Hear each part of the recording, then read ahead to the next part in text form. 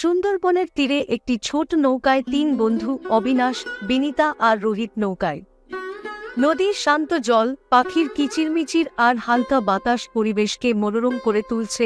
বিনিতা বললেন, প্রকৃতির দিকে তাকিয়ে দেখো কত অপরূপ সৌন্দর্য এখানে।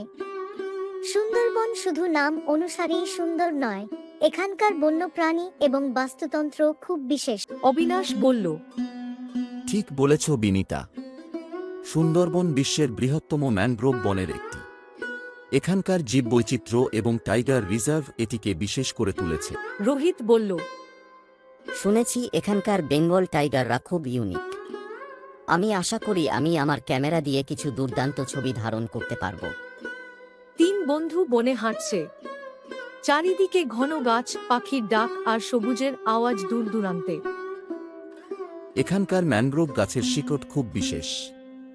এখানকার মাটিতে অক্সিজেনের অভাব থাকায় এই শিকড়গুলো মাটি থেকে গজায়। এই ম্যানগ্রোভ শিকড়গুলিও এই এলাকাটিকে সুনামি এবং ঝড় থেকে রক্ষা করে।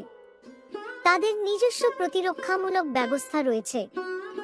হ্যাঁ, আর তাদের সৌন্দর্য অসাধারণ। প্রকৃতি সবসময় আমাদের কিছু না কিছু শেখায়। হঠাৎ একটি ছোট হরিণ তাদের পাশ দিয়ে চলে যায়। দেখ, এই হরিণটা কত সুন্দর। সুন্দরবনে অনেক প্রাণী আছে যেগুলো আমাদের সংরক্ষণ করা দরকার। একটি স্থানীয় গ্রামে, যেখানে গ্রামবাসীরা তাদের দৈনন্দিন কাজ নিয়ে ব্যস্ত থাকে, অবিনাশ, বিনিতা এবং রোহিত স্থানীয় লোকদের সাথে দেখা করছেন এবং তাদের জীবনধারা বোঝার চেষ্টা করছেন। আপনারা কিভাবে এখানকার পরিবেশগত চ্যালেঞ্জ মোকাবেলা করেন?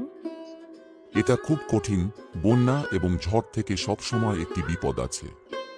আমরা আমাদের বাড়িগুলিকে উঁচু করে গড়ে তুলি এবং কমিউনিটি সিস্টেমকে শক্তিশালী করি। এটা সত্যি অনুপ্রেরণাদায়ক যে আপনি প্রকৃতির সাথে সামঞ্জস্যপূর্ণভাবে বসবাস করেন। এই যাত্রা আমাদের অনেক কিছু শিখিয়েছে। সুন্দরবনের সমৃদ্ধি এবং এর সংরক্ষণের প্রয়োজনীয়তা বোঝা আমাদের সকলের জন্য গুরুত্বপূর্ণ। হ্যাঁ, এবং আমাদেরও বুঝতে হবে কিভাবে আমরা এই সৌন্দর্য রক্ষা করতে পারি এবং একই সাথে স্থানীয় সম্প্রদায়কে সাহায্য করতে পারি। আমি এই ভ্রমণের ছবি এবং গল্প বিশ্বের সাথে শেয়ার করব। হয়তো আমাদের ক্ষুদ্র প্রচেষ্টাই কিছু পরিবর্তন আনতে পারে। সবাই ফিরতি যাত্রায়। নদীর শান্ত জল আর প্রকৃতির সৌন্দর্য তাদের বিদায় জানাচ্ছে। সুন্দরবন ভ্রমণ আমাদের অনেক কিছু শিখিয়েছে। আমাদের এটা আরও চালিয়ে যেতে হবে। অবশ্যই আমাদের এই অভিজ্ঞতা অন্যদের কাছে ছড়িয়ে দিতে হবে এবং আরও সংরক্ষণ কর্মসূচিকে সমর্থন করতে হবে।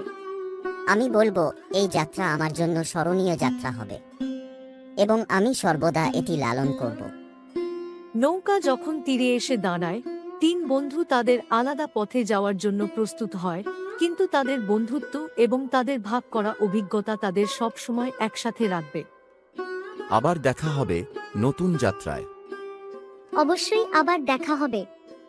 সুন্দরবনের প্রতিধ্বনি শুধু তাদের কানেই নয়, হৃদয়ের প্রতিধ্বনিত হয়। গল্পটি এই প্রাকৃতিক ঐতিহ্য বোঝার এবং সংরক্ষণের গুরুত্ব তুলে ধরে।